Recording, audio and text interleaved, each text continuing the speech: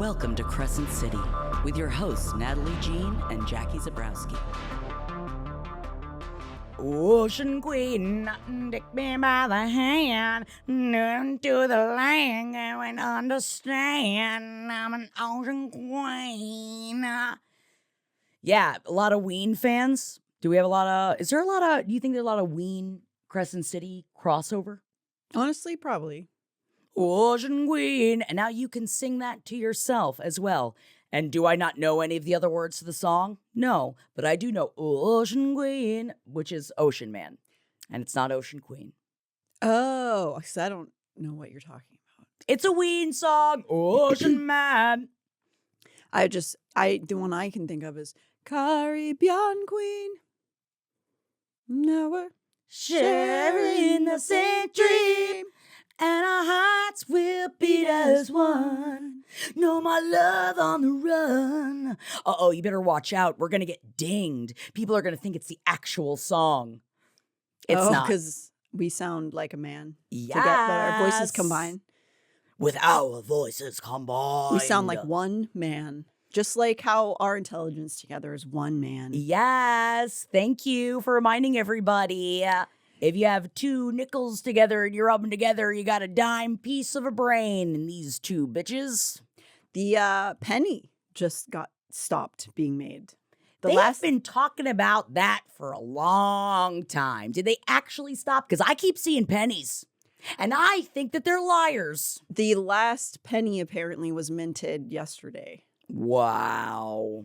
Sayonara cents. It's not like the country had much of it before. If you were worried that the billion/trillionaires were hoarding all the wealth, don't worry. They're taking away your pennies too. I think we should, because of the wealth hoarding, we should bring back hay pennies. Ooh, just made out of hay? The half pennies. Oh, so it's not just a penny. You go, hey, you're a penny. Hey, you're a penny. Abraham Lincoln, bitch. I don't think Lincoln was on the hay penny.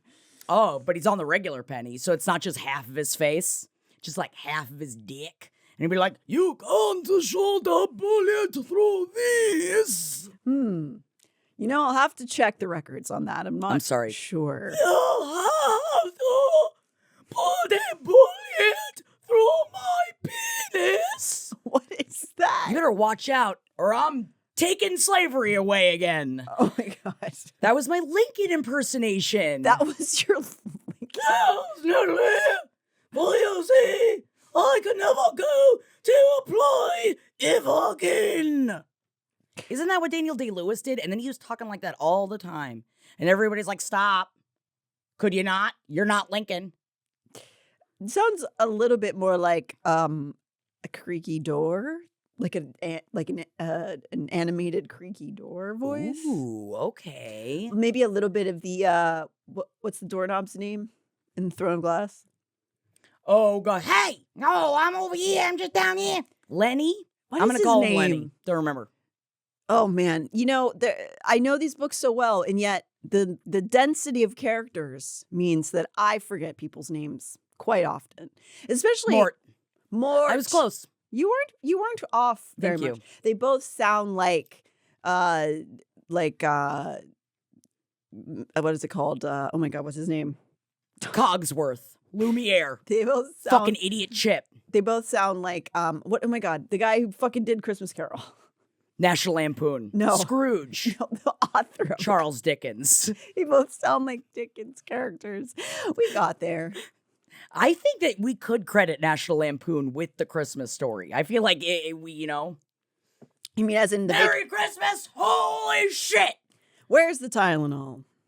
I could use some right now. Oh yeah, and I could use some nog. I could get thick with nog right now. Yeah, I'm at the stage in my life, in my comfortability, that I now see Christmas stuff come out and I'm like, oh, that's pretty. I'm excited to see like the tinsel and the fucking, give me the nog flavors and the creams. So you don't get angry because I feel like a lot of us out there, we see the early putting out of the holidays. I will say I am here to support and not to support, to get rid of the Thanksgiving erasure that Mariah Carey tries to do with her Sephora ads now, and I won't allow it. I think you need to be a decoration influencer. So you need to make more Thanksgiving-centric decorations that go about the house. Yes, and also like horny Christmas story jokes instead.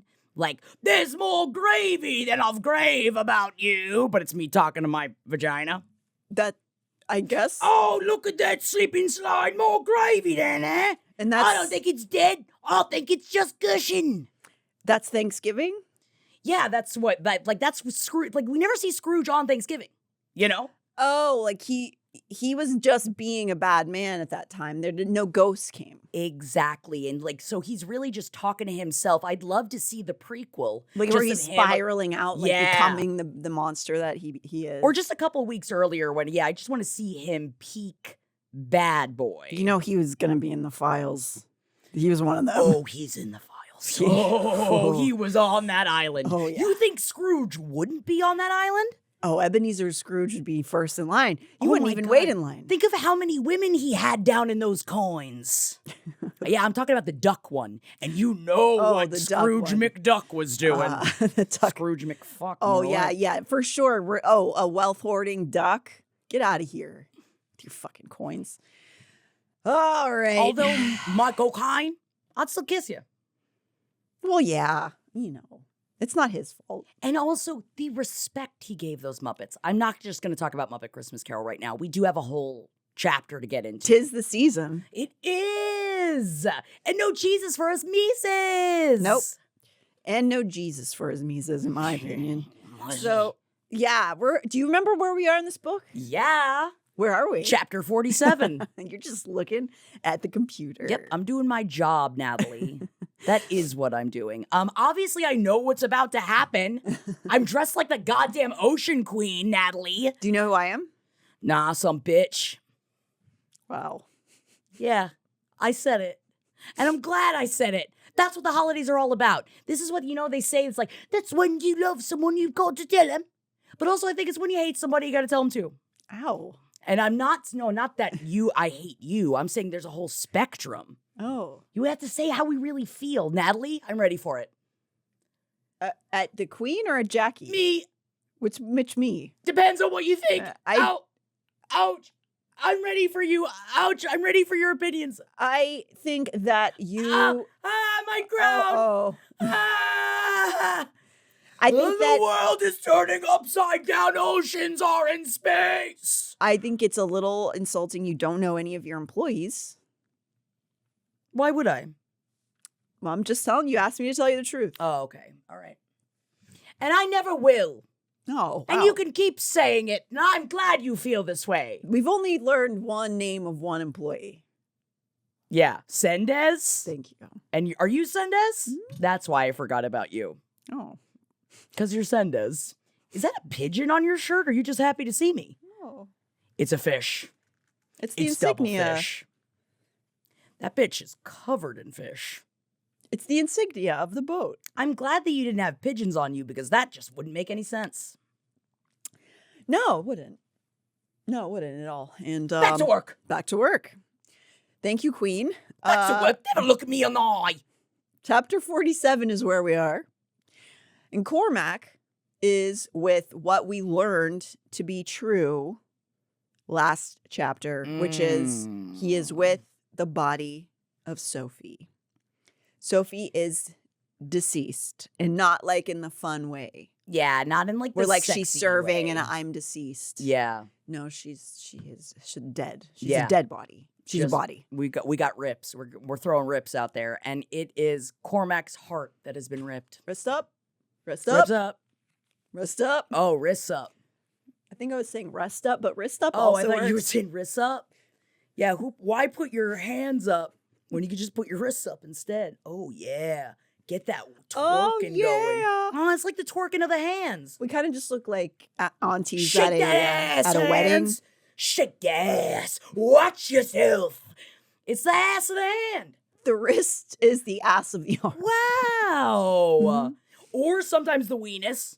Weenus, ocean weenus, dick me by the penis. Oh, hey, good job. Thank you. So regardless of what happened and how she was almost saved, Sophie did not make it turns out.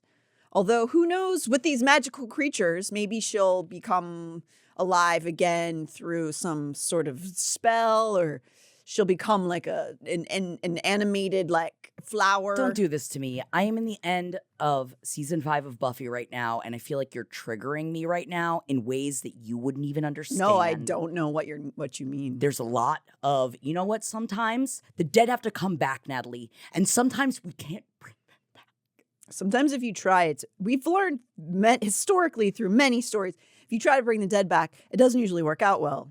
But sometimes maybe it does, but not in the way that you wanted. You're going to have a tiny little blonde baby with a knife in his hand, and it is cute and funny, but then he does try to kill you. Whoa, Renesmee? No, Gage from Pet Sematary. Oh, yeah, that one. I thought it was like, oh, did you already read the copy of the new Stephanie Meyer's book? Wait, did you? No, I wish. Oh, are you kidding me? I'm going to be screaming from the mountaintops. No, we do. When that 18-year-old child gets to fuck that old werewolf man that waited for her to grow up. I am enabling this behavior because I do want to read it. Have to. Must see it. I can't believe she's writing it. And I'm sorry that I bring it up so often. No, it's upsetting. It is because people will read it even in outrage. Yep. And they're going to make money. And we are part of the problem. Part of the problem. Yep. Yep. And we accept it. But also, I bet we're talking to other parts of the problem. And isn't it nice we're all together? Oh, yeah. Other parts of the problem who are listening right now. We're all in this. We're all in this together. I mean, we read the Midnight Sun one. We did read Midnight Sun. So, and I did an audiobook for it on the Patreon. So that really, there was a lot of Twilight in my life. There really was. Some time. Why do you think I bring it up so often? Anyway, sorry. We're with Bryce in this chapter. Tharion and Rune also are brought up in this chapter, POVs, as they each process everything that's just occurred. We just went through a massive fight scene, almost death scene, sex scene. Oh, yeah. A lot of changes going on. So we're going to be seeing their reactions to all of these things. Bryce watches Cormac as he kneels over Sophie's body. And though she feels conflicted about Cormac, it's clear that his grief and love for her is real, that this is somebody who has real feelings and he's not like just... It wasn't just a summer fuck having a blast. He clearly had deep feelings for her. Rune comforts Cormac, putting a hand on his shoulder, which is this weird like frenemy situation they have going on with him right now. Cormac is so, grieved he can barely speak. He begins to sob and takes Sophie's hand in his. He tells the others about how they met. And it was at a recon report session for Ophion. He was taken by her immediately and pursued a relationship, even though he knew it was a bad idea. You can't stop love. Or at least you can't stop wanting to get in those pants. Hell yeah. Teleporkin. Yep. Teleporkin? Teleporkin. Oh, God. Ugh. Yeah.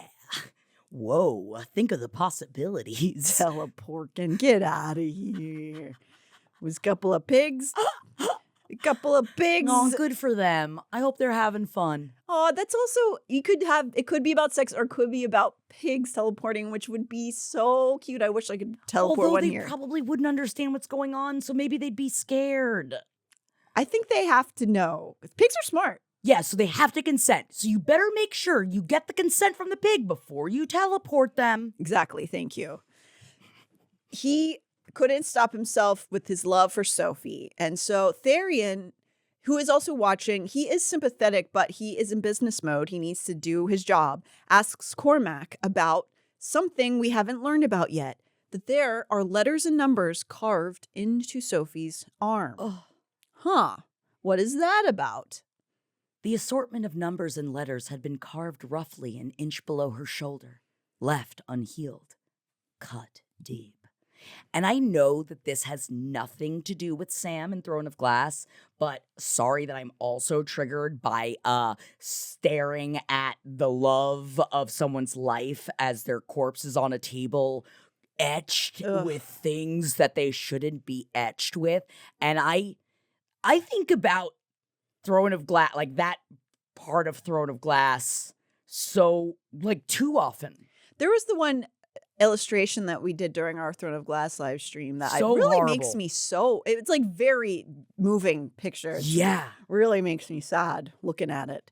And this is, again, kind of a similar scene, although it looks as though Sophie did this to herself, possibly. Whoa. But another mystery. Cormac doesn't know what the letters and numbers are, what they mean. They all ponder over what it could be. God, and she was in that salt water too, so that really burns. Yeah. So I guess she was probably really trying to say something. Yeah, because like it seems as though she might have done this in her final moments, which is pretty badass. I don't know if I could spend my last moments alive carving my arm open. I guess if like so much of what you feel your purpose is to share this information, Yeah. I guess you'd probably carve it into your body. Yeah. I mean, I get it, I guess, but I don't know if I'd do it. I think I'm going to be like this. Ah! Oh, yeah. Ah! Yeah, no. I'm not meant to be a spy. I'm not meant to endure torture. Also drowning, like you're while you're drowning. While you're drowning, yeah. No, it's a lot. It's the kind of strength. I'm not going to say that we don't have it, Natalie. It's just really hidden very, very well within us. Well, it's just like my art is important to the cause, and yeah, look at us. Look at our costumes. This is obviously important for the cause. My contributions are more about making you think, you know? Yeah. And that's why I can't save people.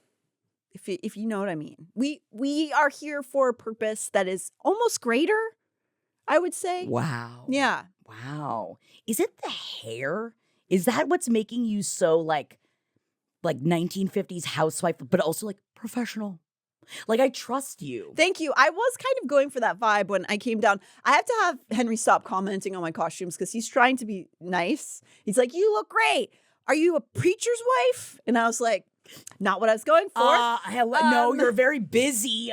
Like I'm a businesswoman. Cog in the wheels of rebellion. I was trying to be a subtle office baddie that was, oh, she is buttoned up and she is professional, but like she can like get it. You know what I mean? Did you like just unbutton that button just to show Henry? It's like, yeah, but she also got the tilts.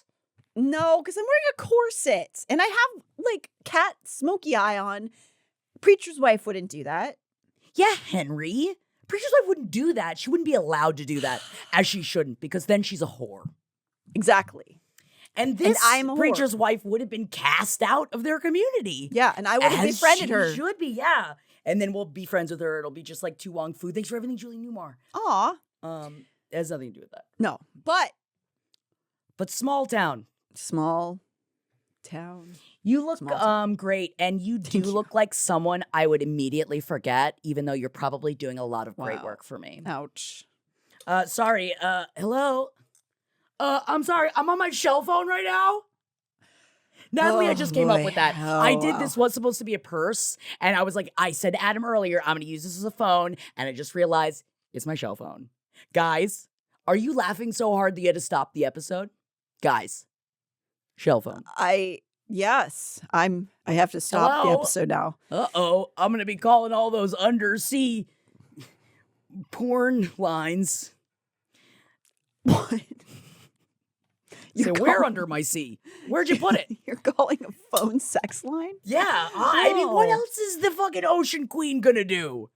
She's don't not know. remembering your name. Business things? She's got to get finned off. Wow. Although she doesn't have a fin. If she gets her eggs released, maybe she can focus better. Thank you, Natalie. I think eggs come out right for fish most of the time. We already talked about this. We literally already talked about this. Okay. We talk about it often. So they all wonder what this could be on Sophie's arm. Rune tells the room that he's going to employ Declan to begin to try to decipher what this message could mean with his nerd skills. Okay. Cormac says that he needs to find Emil even more now and that he will protect him from all threats, including those in the room with him, essentially saying, I'm not going to allow the River Queen to have him, and you are also not going to take him. He is my girlfriend's brother. Yes, sir. I mean, he's very upset. So I feel like in this case, you just kind of got to go, okay, yeah, dude, bro, you're literally laying, you're next to the corpse of the person you love. So whatever you got to say to get through the day. Sure, but Bryce also does posit, so are you then now, you're a new daddy? You're going to be a dad? Are you prepared to be the dad to this little boy? And Cormac's like, I didn't really think about it. Can like somebody else do that? Can like a lady come and do that? Yeah, because I think you need to have eggs to take care of Right. them. So Can you, I'm busy, like, could like you, could I find a lady? Oh, sorry, my cell phone's ringing. Oh, gotta take this. He's like, actually, you know what? You guys can have him. I got a lot on my plate right now. And Bryce wonders aloud whether that now that the Hind knows a bit about their double lives, do they need to warn and hide their families? They don't know what is going to occur once they're off the ship. No. Because they have now opened several cans of new worms, and she feels worry course through her, realizing they're stowed away here while her parents are sitting blissfully unaware. Is the Hind going to go after them? Cormac feels certain the Hind won't attack their families until they themselves are captured so that she can make them witness what she'll do to the families. Fun. Great. Hunt and Bryce suggest to the others that they try to pitch it to the Asteri that they were actually there to stop Ophion because of their loyalty to the state. We blew them all up because we thought we were like, no. We said no. And, you know, you could technically make that work in theory. They did attack in Ophion Station, and now Pippa is tracking them. So it could be like, because we love you so much, Asteri. That's why we love you guys. You're our favorites. They'll have to deal with all of that when they get back to the surface. Cut to shortly after with Tharion, who is standing with Commander Sendes in a classified Mer-only section of the boat. He's blown away by this technology, and that he, as the intelligence officer of the River Queen, knew nothing about it. And he feels kind of stupid. Like he doesn't actually, his position is just like, he's just a fuckboy. He doesn't actually have any intel. He's not a part of things. The Officer Sendes tells him that they have had these ships functioning for 2 decades, but have been working on the tech for far longer. Ooh, sorry, Tharion. Yeah, you can't know this stuff, apparently. You're like not that in. You would think it would be helpful to the River Queen for him to know things, but I guess she doesn't really care. No. During the conversation, he happens to notice Sendes's fatty and gets a little randy for a minute, only to remember he's a servant and also tied to the daughter of his master. So he like is seeing her being like, oh, I'd like to hit a piece of that. Yeah. And Preacher's wife. And then he's like, why I can't think about these things because of my bad choices I've made. Tharion dares to ask if the Ocean Queen is aiding Ophion. Sendes confirms that she has helped the rebellion from time to time. Tharion thinks about his own queen and asks of the Ocean Queen's intents on throwing the Asteri out. Is it because she just wants to be the new ruler of Midgard? Very interesting that you want to know that. I feel like you're not supposed to know what I'm trying to do. And if my sister doesn't want to tell you, then maybe I shouldn't tell you either. Or Sendes. Oh, you don't want me to tell him. Sendes. Oh. See, I thought you'd want the good PR. No, Oh, okay. I'm mystery. I see. You don't know what happens in the deep. So you're like the old school kind of royalty where you're just like off with their heads and shit. Got it. Let him eat cake, bro. He's surprised when Sendes says, unfortunately, she does say beneficial things about the queen. Says the queen is old enough to remember fair elections. Yes. And wishes to return to that. Yes, good PR. Oh, so you're faking that. You don't actually want that. Okay. Yeah, you just look over at the Ocean Queen. She's smiling this. She just heard all you have to do is show your teeth. Oh, I think she's trying to smile. Oh, she's okay. I'm mysterious. Yes, she is smiling. She's happy and she's being warm. Underarm. Mm-hmm.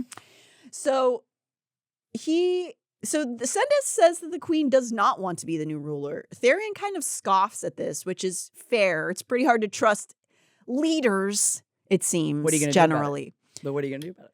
So I don't know. I literally don't know. I don't know what the answer is. Kick Finn. That's what the answer is. And my crown keeps falling off because my head's too little. Even though I have this huge wig on. I think your head is normal sized. I think that you have to It's get the over crown this that's idea. the problem. This child's Heavy has the head. That has it. It's not my head that's heavy, though. It's the crown. Well, it looks great. Thank you. That's all that really matters. So Sendes, he's kind of like, oh, sure she does. Sure she wants free and fair elections. Sendes looks sadly at Tharion and tells him she's sorry that he's been abused to the point that he can't believe a queen would want equality. This is annoying to him. He gets kind of irritated that she's like almost pitying him at this point, and he decides to change the subject of why he's actually in the room. He asks if he can take possession of Sophie's body for his queen. Sendes is understandably hesitant to authorize this bizarre request. Like, why do you want this corpse? Why do you want to know? I mean, if he loves her, it means he owns her, and that means that's his property. No, this is Tharion. Oh, yeah, not Cormac. No. Well, then also Tharion owns her as well, just by being a man. Right. Even though his penis is inside of a vagina, apparently. Yeah, well, winning eggs. Winning eggs. So Tharion needs this for the River Queen, right? She wants this body. And this is confusing to Sendes, and she kind of broaches hesitantly like, does your River Queen want her because she wants to reanimate her via necromancer? Oh, interesting how you don't trust. Isn't that so sad for you, Sendes? That you can't trust the River Queen. Maybe it's thrown right back at you. But also, yeah, I wouldn't trust any of them. Yeah. Also, yeah, I don't. Why? It's a very strange thing. Like, can I have this spare corpse you have lying around, Just please? take it. I know you're like keeping it here for a reason, but like, I can have it. Can I have it? But yeah, I feel like it really is. It's I can have it, and but can I have it? No. So Tharion has never even, I guess, considered that his River Queen would be trying to reanimate this corpse. Why? And he's disturbed by the idea of it. I don't know. I guess he's just like not thinking about it. Open up your brain, bro, to what could be. You're like not thinking about what she's going to do with it? That's because he's thinking about his downstairs clam a lot. Right. He insists that she doesn't have access to a necromancer, even if that's what she wanted. So he doesn't think that's what the queen wants the body for. Sendes tells him he should gain permission through Cormac as a high officer in Ophion, as well as something more to Sophie. She is saying it's Cormac's authority. That's Cormac's property now, the body. Because he owns her. Thank you. I'm glad. I'm glad. It's like, you don't own her. That other one guy does. Hello. Yeah. Tharion realizes with resignation that Cormac will never sign off on giving his love's body to another lady, just being like, okay. But like, you go have sex with her? Or like, what do you do with it? Yeah, but like they might torture it. Like, you don't even know. So yeah, that's not going to happen. Tharion has a miserable expression on his face, apparently, because Sendes looks at him and suggests he could stay on the ship. They could actually use his help if he wanted. He shuts this down immediately, almost in panic, as if the River Queen could even hear this conversation. Sendes seems to read the fear on his face and kindly offers him assistance if he should ever need it, which is very sad because she's talking to him like somebody who is speaking to somebody who is in a domestic abuse situation, in a way of being like, I understand you're not ready to leave, but when you are, you just reach out to me, which is, that sucks. He excuses himself, eyeing the control room they are standing in, where he notes that all of the crew on this ship are very hard at work, but they seem at ease, not afraid, almost content. He feels a bit sorry for himself, having the dread that he's almost back to the river and to his fate. Later on, Rune is laying in his ship cot, a room shared with Tharion, who is fast asleep. He's having trouble himself sleeping, worrying about what the dawn will bring. As if sensing his dis-ease, suddenly, Daybright is calling in his mind. Night. He goes inward and finds her sitting on her couch. His couch is also already present. Uh-oh, it's a Kiki. Oh, they're having a I kiki. love brainbridge Kiki. He can sense she's worried about him, and he kind of teases her about it because she's gotten some form of intel probably about what happened today. She tells him she heard about the attack and that he maybe had been one of the people who perished. She asked him where he is, and he only tells her that he's safe now. He then directs a pointed request to explain how she can approve of Ophion through Pippa killing innocent Veneer seemingly at random. Day seems a little like, what? Like, what do you mean? Uh-oh. He explains, and she seems genuinely taken aback that this ally of hers is just going around willy-nilly shooting people. Day then reveals to him that she doesn't think of Pippa in a positive light, that even though they both fight for the same side, that Pippa has ostensibly lost the plot. Yeah. Rune reports that they have confirmed Sophie's death. This also startles Day, and she appears emotional. Day's legs curled beneath her. She was a brave agent. Far better and braver than Ophion deserved. Genuine sorrow laced Day's words.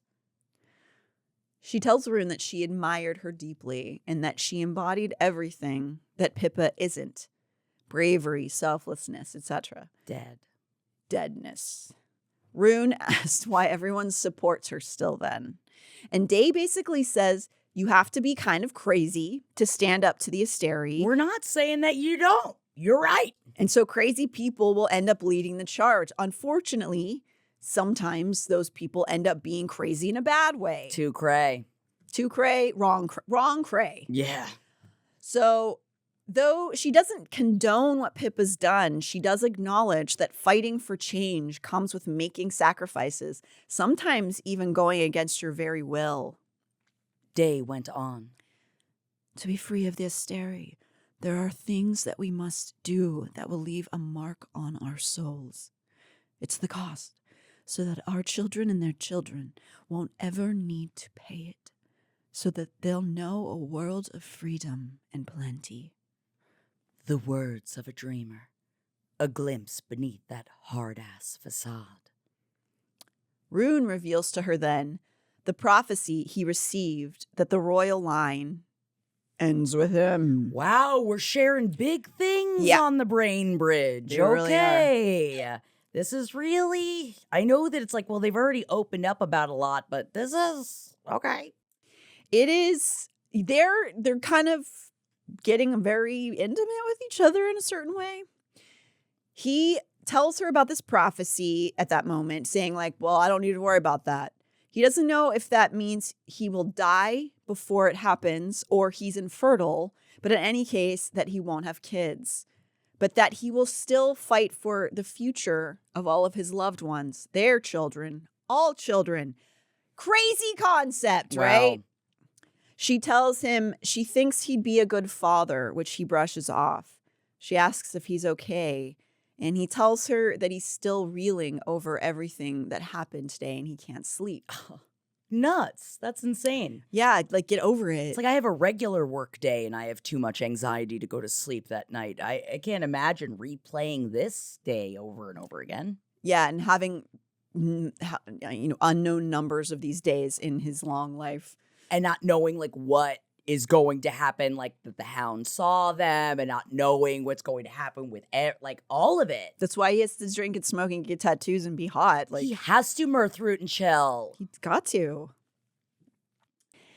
So he's having trouble sleeping. She then asks him if he'd like her to tell him a story. Thinking that she's joking, he's like, sure. She's like, bet. Okay, bet.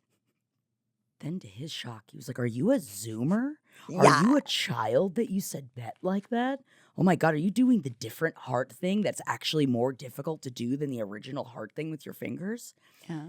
Then, to his shock, She came and sat beside him, brushed a burning hand through his hair, warm and gentle, tentative. Whoa.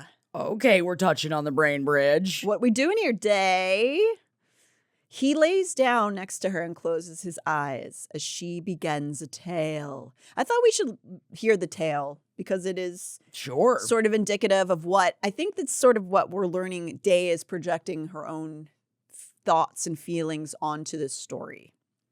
She began. Once upon a time, before Luna hunted the heavens and Solas warmed Cathona's body, before Augenis blanketed Midgard with water and Erd twined our fates together, there lived a young witch in a cottage deep in the woods.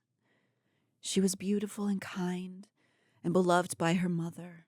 Her mother had done her best to raise her, with her only companions being the denizens of the forest itself, birds and beasts, and the babbling brooks. Sounds like you need to get some friends, bitch. She's a little bit different, and she can speak to water. So that's why she doesn't have any friends. Mhm. Yeah. As she speaks, she begins to run her hand through Rune's hair, and he is pretty much, jello. He's smitten at this point. Also, it's like, it's who you're around. I feel like he's not flirting with anybody outside of the brain bridge. It's not helping. And then you're just like, oh, well, my girlfriend's on the brain bridge. I'm not going to try in real life. It's literally like, no, I have a girlfriend. She's on a bridge. She's on a bridge, and the bridge doesn't exist, and she's made out of Guys can't flames. see her. But She's is really real. hot. And no, I don't know who she is. And I'm pretty sure she's human, but I don't know. Yeah. So she begins to run her hand through his hair, and that is very intimate. But my cynical brain would also say, is this a way to identify him and compromise his position? Well, I already feel like it's given a lot, him talking about his line and his lineage. Even it's like, why do you care about any of that? I feel like even that alone, I know it's like, or is it like a veneer and that's why they're what? Like, I don't know. But I feel like it is adding a lot more questions that you don't really need on the brain bridge. Yeah, especially, his hair is very unique. And so I feel like if you were Although trying maybe it's to not his hair, though, as Knight. Maybe he doesn't have, like, this shaved side of his head. I don't know. I feel I like he don't know. does. I think it's just made out of stars.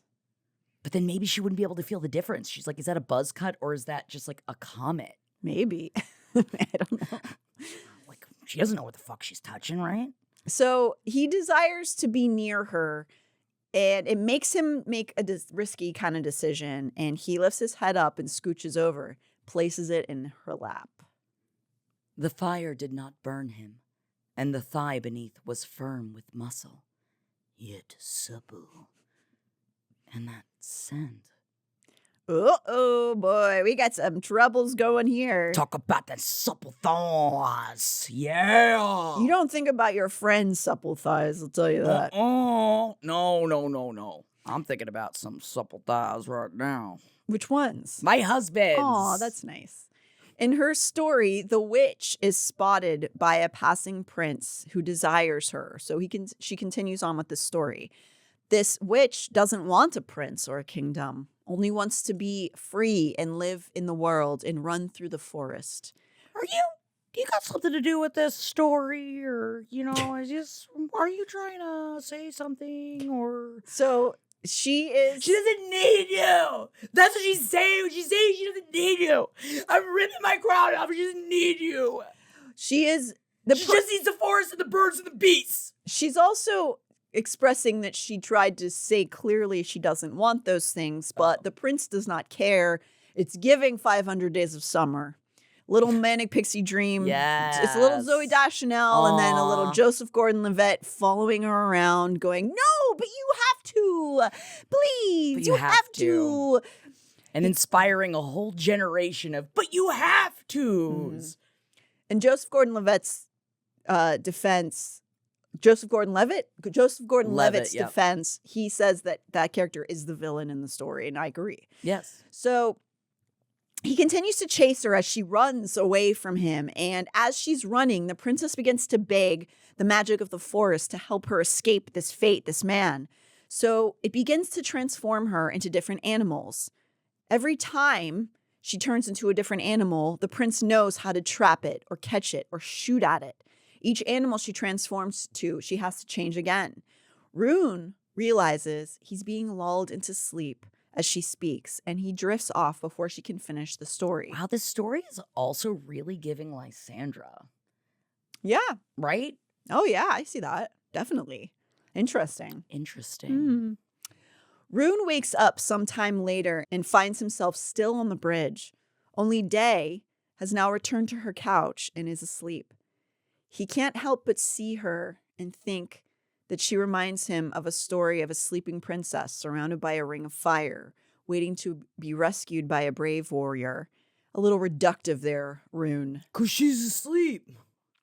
And it's like she's the sleeping one in that other thing. And the other thing, it's like that one. Wow, he's being a real Ethan right now. A little bit. I think it's because he wants to touch her so bad. Yeah, he's horny. Yeah, all the blood's in his dick. Yeah, but so we forgive him. He finds himself walking towards her, and just his nearness to her seems to awaken her. Her eyes shoot open and she darts up. He tells her that he was just hoping to hear the end of the story. She rounds the couch away from him, putting it between them as though trying to shield herself. He worries that he crossed a boundary and didn't realize it.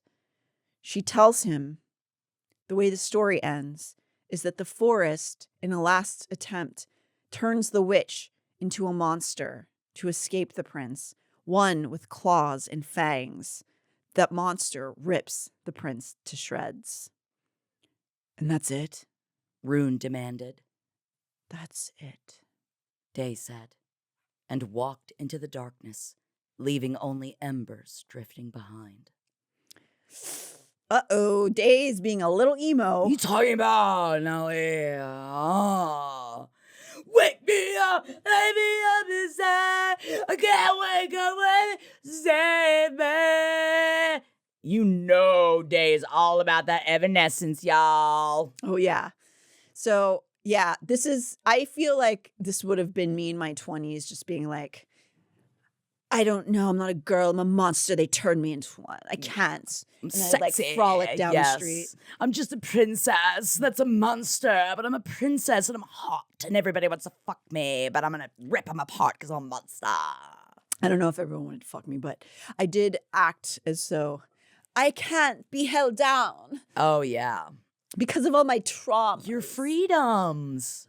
So the allegory is sort of representing like this witch lady who was, kind and had like a good heart, who was attacked and prodded by man for so long that she becomes a monster herself.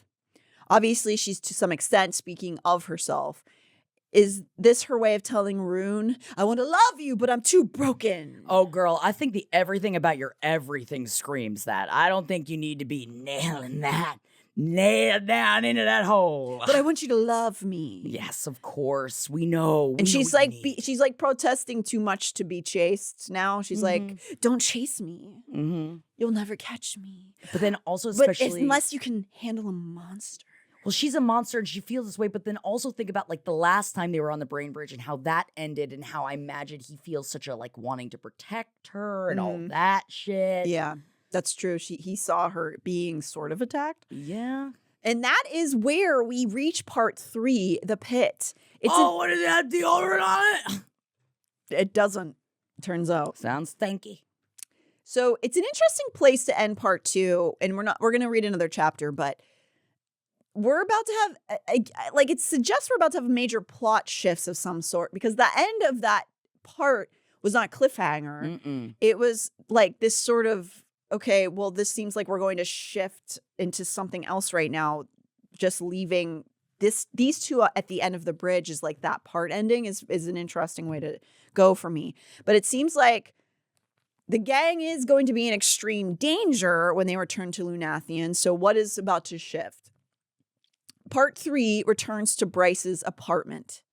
She is laying gross style, new couple gross style, on the couch with Hunt, You know, where you're just like laying across each And you're other. just like kind of sucking on each other and Like, kind of Jesus. not. All right, guys. Jesus. Gross.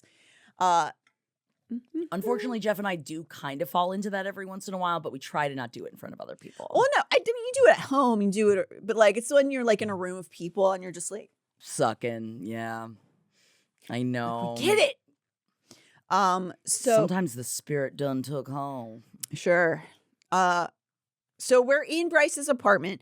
She's laying with Rune. They have made it back apparently safe, returning to Bryce's apartment from the depth charger. So this is, you know, the day afterwards.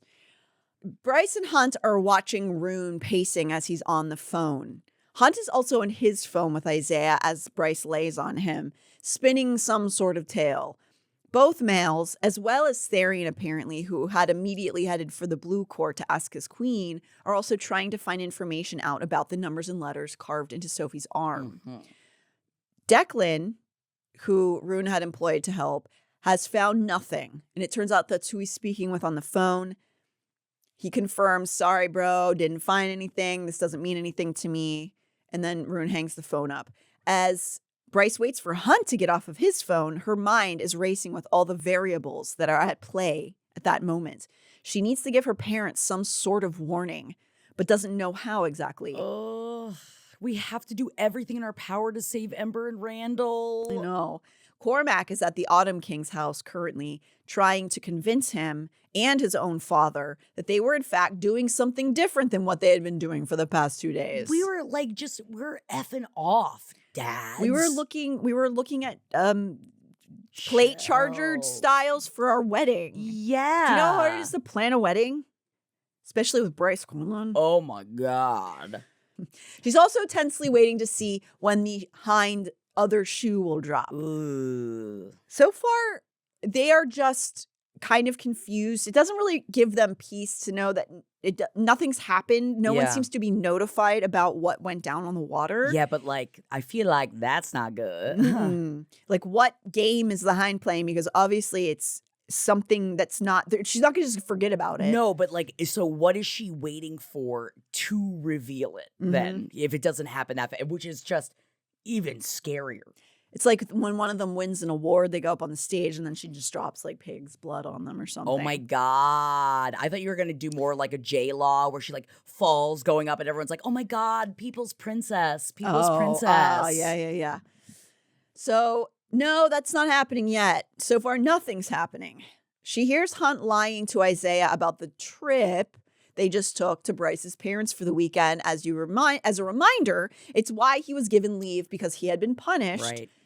Then Bryce went to Celestine and said, can I go take him to mommy and daddy? I want my mom to like him. And that's how... Again, lying to Celestina about this. That is a dicey situation, girl. It's not a good idea. But Celestina says, just take him home. He's moping around and annoying everybody. And so then he has to pretend to Isaiah like they went on this trip. He gets off the phone and confirms that Isaiah seems to have no knowledge of the activities that went on. Very curious. Hunt thinks it's because the HIND is playing mind games with them. His wings curl around Bryce in protection, and she leans deeper into him. She thinks about their sex on the ship and how it broke her brain. She needed him again. ASAP. Oh my God, you know Sendez was listening. How much did you listen to? Did you like, I mean, especially where there were that is teleporking. I can't believe we didn't call that teleporking. I thought that's what you were calling teleporking. I mean, no, I was just thinking about pigs. Oh, I love it. Nope, just, I've got a simple brain, Natalie. I don't know if you've heard Simple Jack before. I don't know. I'd call you kind of complicated. Thank you. It's just because I'm an ocean queen right now. Yeah. So yeah, they're that'll happen too, if you don't remember. She returns to the now in this moment because she's trying to she's thinking about the sex, but like they got to deal with all other stuff, and also her brother's in the room, so like get your shit together. Right. She looks at Rune how he is now. He looks so tired and kind of defeated, as if they, and they need to know what this is. He is dealt with this stuff in the mind bridge that she doesn't know anything about. And also, he's got to deal with all this stuff going on out here. And so she's like trying to help him think. And, they all ask if they think the code has something to do with the intel that Sophie and Danica shared. Remember that? Oh, yeah. Oh, So my Danica's God. connected to Sophie as well. God, so much happens in the second book. Yeah. It's like, it's crazy. It's like you forget all about the first book at this point. Right? I think like we need to I need to make a visuals chart and then we do a video on it or something for people. Because it is a lot. Through. And people have made really good guides online as well. So they're like, was this something to do with what they were speaking about in this email exchange? Mhm. And they don't know. There's a knock at the door at that moment, and Rune goes to answer it. In the moment of solitude they have, Hunt whispers to Bryce that he's ready to go whenever she is. Whoa. A wink. She teases him that she's glad he can keep up with her in his old age. Before he can retort, Rune returns and he appears again, telling them that they had better hold on to their britches because Baxian is at the door. If it's not one thing, it's another. What is this guy's deal? Baxian barrels into the room after Rune. Before they can say anything, Baxian is demanding to know how they called the ship that let them escape the entire situation that happened. Because remember, Baxian was there in dog form, kind of pointing them away from danger. Mm-hmm. So he was there. They didn't have any time to think about that because they were in the middle of something. But now Baxian's here and he's like, where did the ship come from? How did you guys get out of that situation? And then he tells them he wants in. Bum, bum, bum. They all stare at him, but try to play it cool.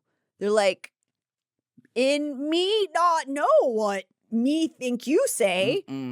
Baxian. If we can trust it. Well, yeah. What does he mean? Like, Baxian's just like, cut the shit. Whatever you're a part of that had you blowing those suits up, let me in. Bryce tries to tell him that they were just doing the Asteri's bidding, and Baxian laughs in her face. He's like, without backup or telling anyone you were working for the Asteri, Bryce is like, yeah, we didn't want to tip off any rebel sympathizers. There are some of the 33rd, you know. I know. Baxian replied with equal cool. I'm one of them. Baxian is a good boy. He's not a bad boy. He's a good boy. Allegedly. He's saying he is. Saying he is. They all are like, they all keep their poker faces, however. Bryce tries to act as though she might need to report him to Celestina, kind of gauging what he's going to do, being like, you just told me a very bad secret, right?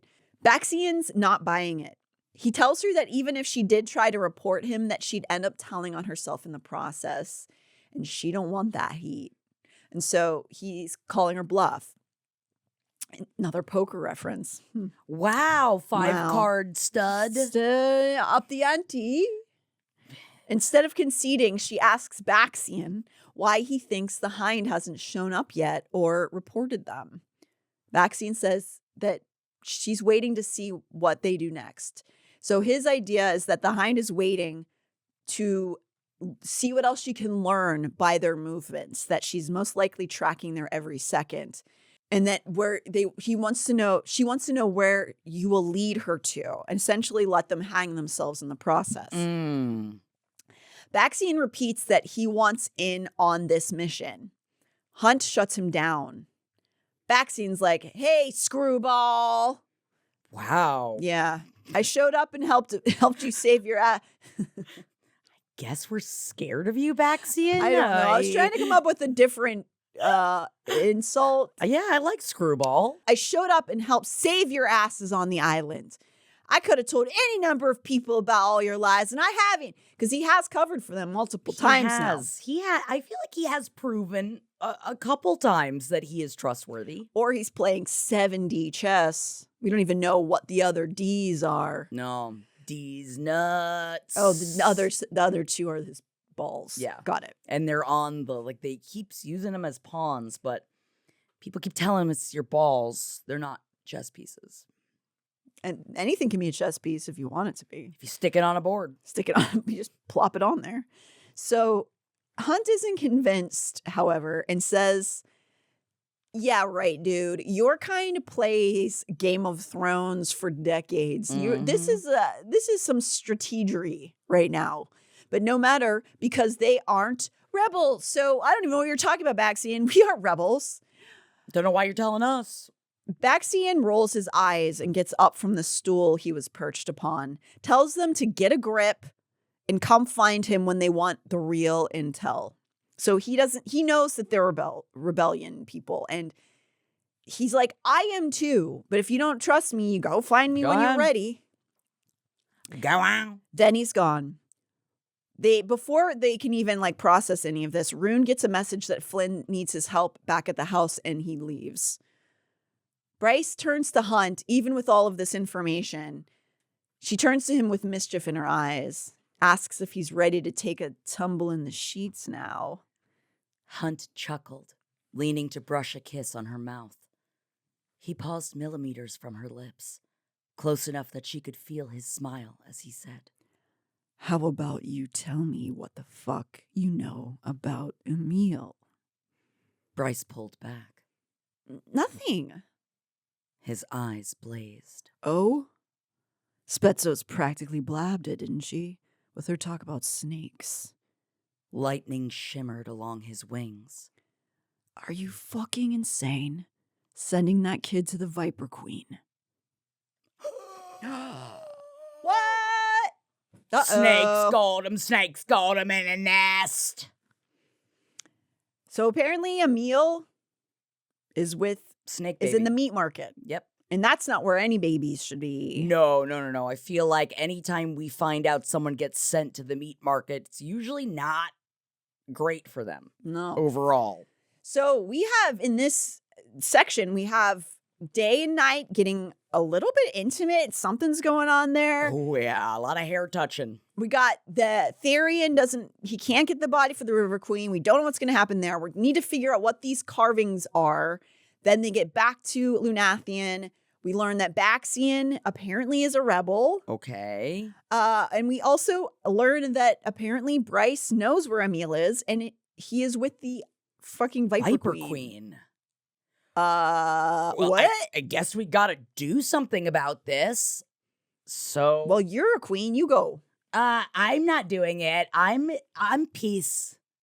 Me, I'm peace. I can't. I'm peace. But I'll help, I guess, every once in a while if I can use something from it. Nothing peaceful like the ocean. Is that a dig? Send it? Yeah, I think I remember the Titanic.